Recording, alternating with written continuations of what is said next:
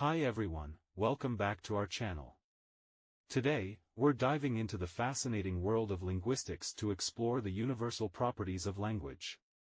Whether you realize it or not, every language in the world shares some common features. We'll be talking about 7 key properties: modularity, constituency and recursion, discreteness, productivity, arbitrariness, reliance on context, and variability. Ready? Let's get started. Let's start with phonology. This module deals with the sound system of a language. It involves the study of phonemes, the smallest units of sound that can change meaning. For instance, the difference between /p/ and /b/ in English can change pat to bat. Phonology also includes the rules for how these sounds can be combined, stressed, and intonated. For example, in English, certain consonant clusters like str are permissible at the beginning of words, but others, like mpt, are not. Morphology focuses on the structure of words. It studies morphemes, the smallest units of meaning. Words can be simple, consisting of a single morpheme, like book, or complex, consisting of multiple morphemes, like books, book plus s. Morphology helps us understand how words are formed and how they can change to express different meanings, such as tense, number, or case.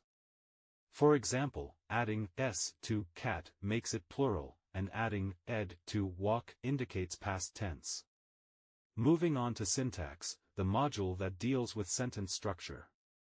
Syntax involves the rules and principles that govern the structure of sentences.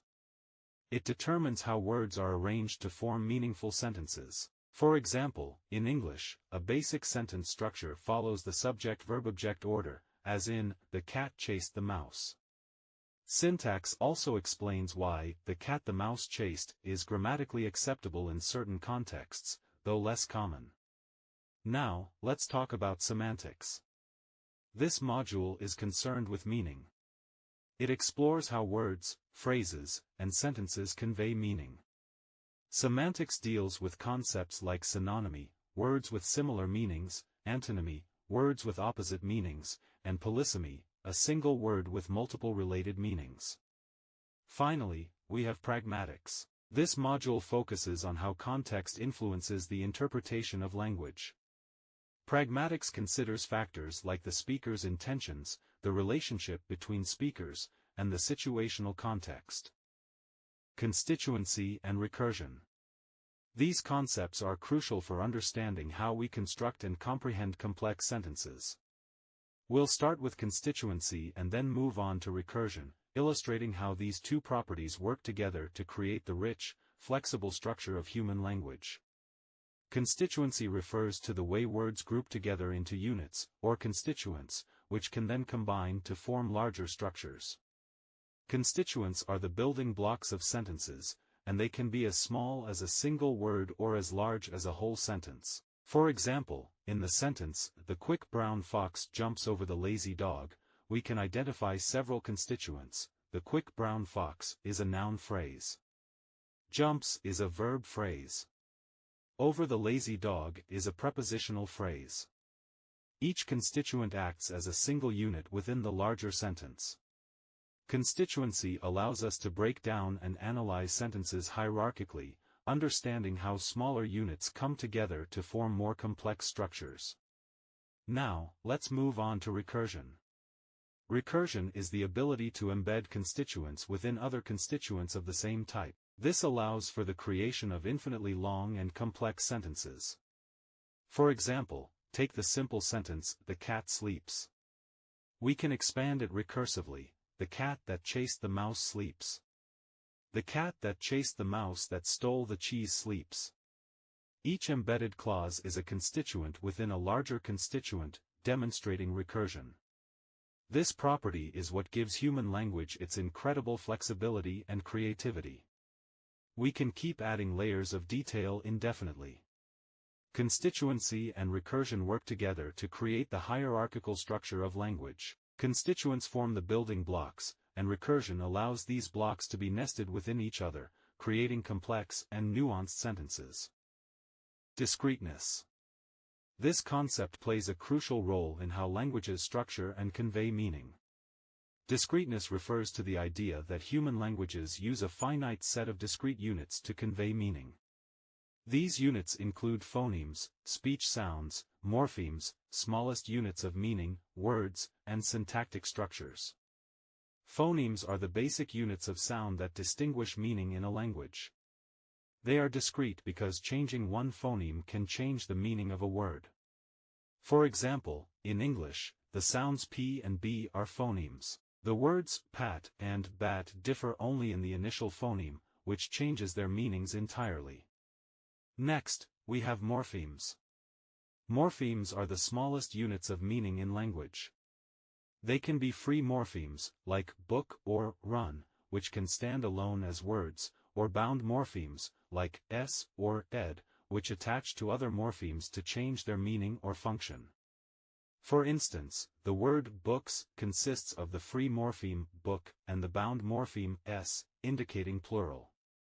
This discrete use of morphemes allows languages to create complex words with precise meanings. Moving on to words. Words are discrete lexical units that represent specific concepts or entities. Each word has a distinct meaning and can be combined with other words to form phrases and sentences.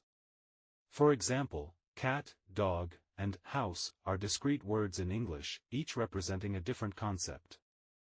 This discrete nature allows speakers to express a wide range of ideas by combining words in different ways. Finally, let's discuss syntactic structures. Syntax refers to the rules governing how words are combined to form phrases and sentences. These rules are discrete because they define specific patterns and orders in which words can be arranged. For instance, in English, the sentence, "The cat chased the dog," follows a subject-verb-object, SVO, order. Changing the order to "the dog chased the cat" alters the meaning due to the discrete syntactic structure. Together, these discrete units, phonemes, morphemes, words, and syntactic structures, form the foundation of language. They allow speakers to communicate efficiently by conveying precise meanings through structured combinations. Productivity, also known as generativity, refers to the ability of language users to create and understand an infinite number of sentences, including ones that have never been spoken before. This feature allows us to convey new ideas, describe novel situations, and express complex thoughts.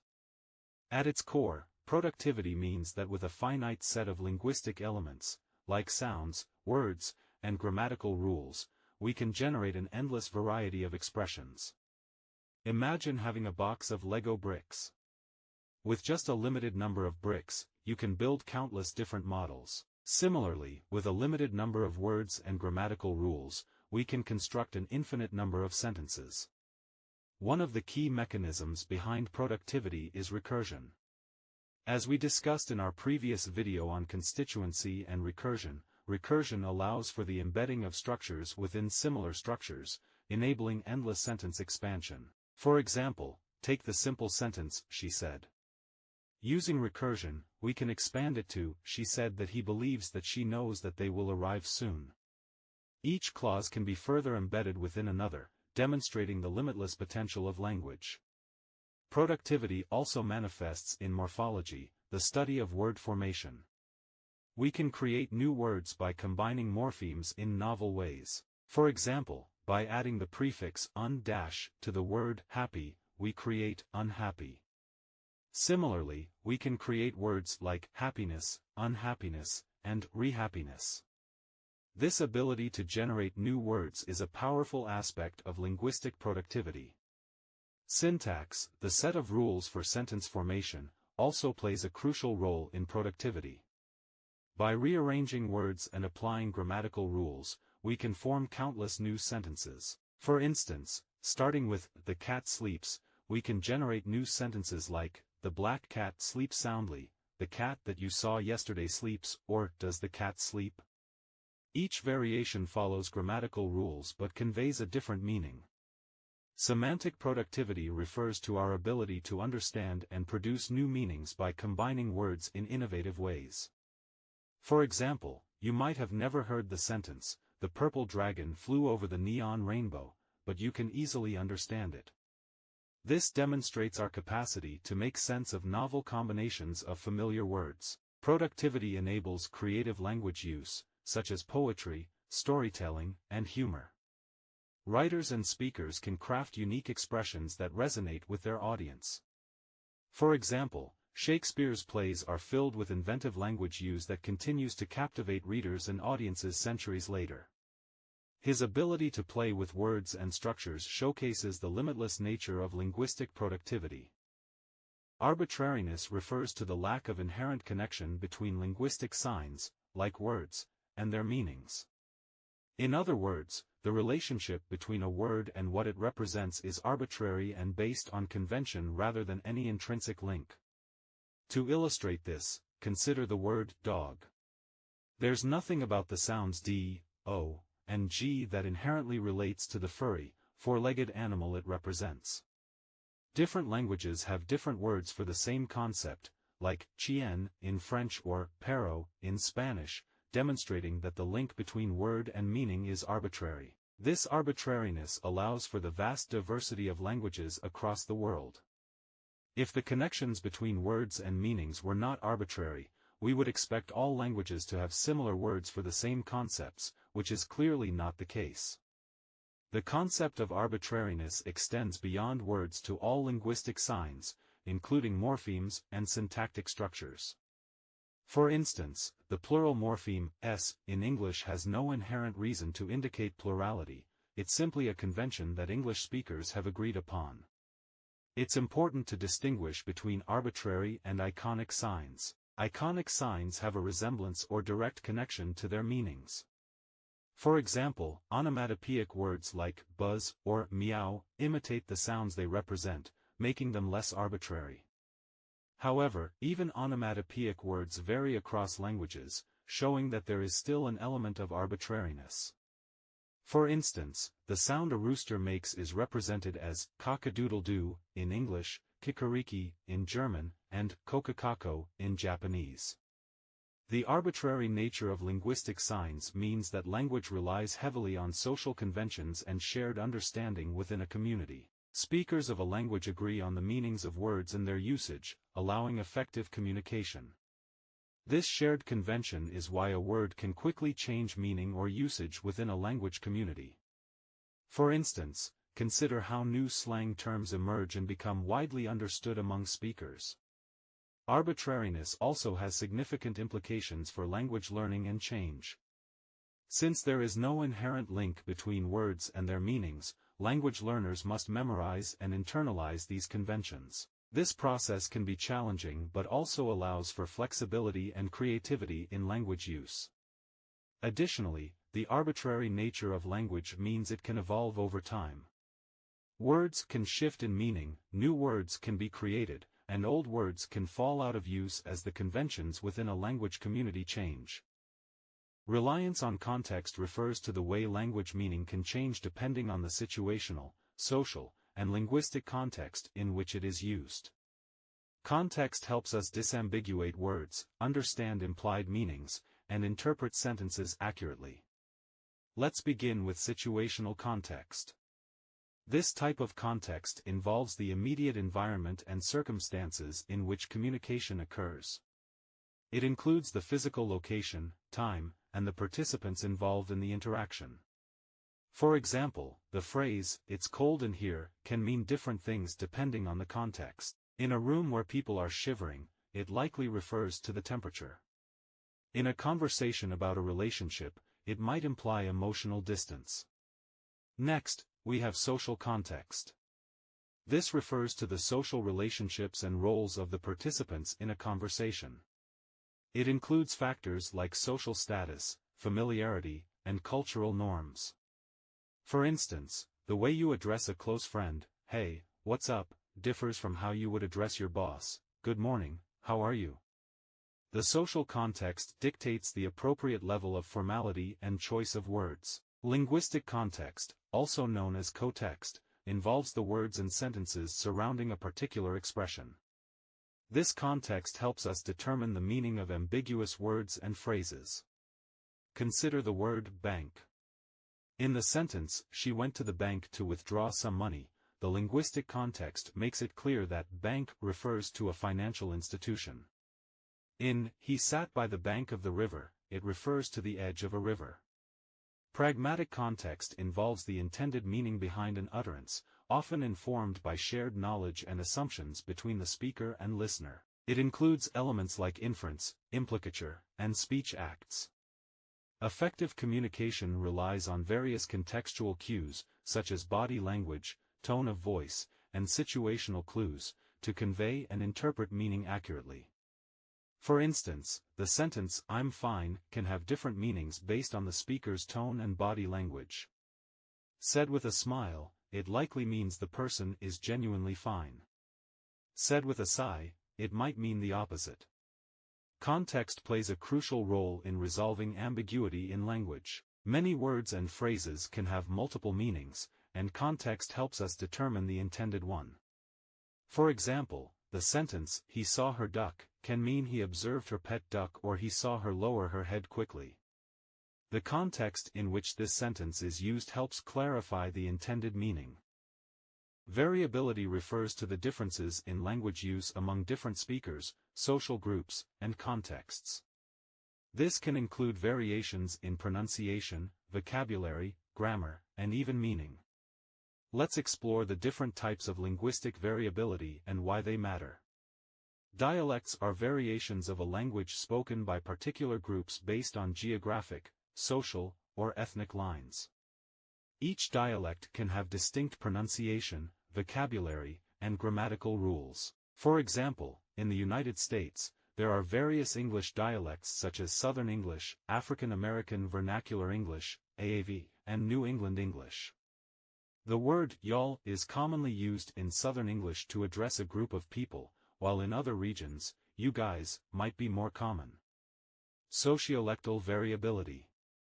Next, we have sociolectal variability. Sociolects are language variations associated with particular social groups. These can be based on factors like class, occupation, age, or gender. For instance, teenagers might use slang terms like lit or fam, which may not be as commonly used by older generations. Similarly, professionals in specific fields, like medicine or law, have their own jargon that is unique to their profession. Idiolectal variability. Idiolectal variability refers to the unique way each individual uses language.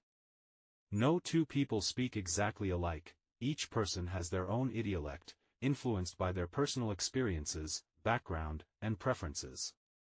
For example, you might have a friend who frequently uses certain phrases or words that others do not. These unique linguistic traits make up their idiolect. Register variability. Another important type of variability is register variability. Registers are variations in language use depending on the context or situation. These can range from formal to informal, technical to casual, depending on the audience and purpose. For instance, you might use formal language in a job interview, saying, "Good afternoon, it's a pleasure to meet you," but switch to informal language with friends, saying, "Hey, what's up?" The ability to adjust your language based on the context is crucial for effective communication. Stylistic variability. Stylistic variability involves changes in language use for creative or expressive purposes. This includes variations in tone, word choice, and sentence structure to convey different emotions or artistic effects. For example, the way language is used in poetry, with its emphasis on rhythm and imagery, is different from everyday conversational language. Authors and speakers often play with stylistic elements to engage their audience and express their ideas more vividly. Code switching and code mixing. Finally, let's talk about code switching and code mixing. Code switching is the practice of alternating between two or more languages or dialects within a conversation. Code mixing, on the other hand, involves blending elements from different languages or dialects. Thank you for watching the video. For further detailed topics on this series, watch our next videos.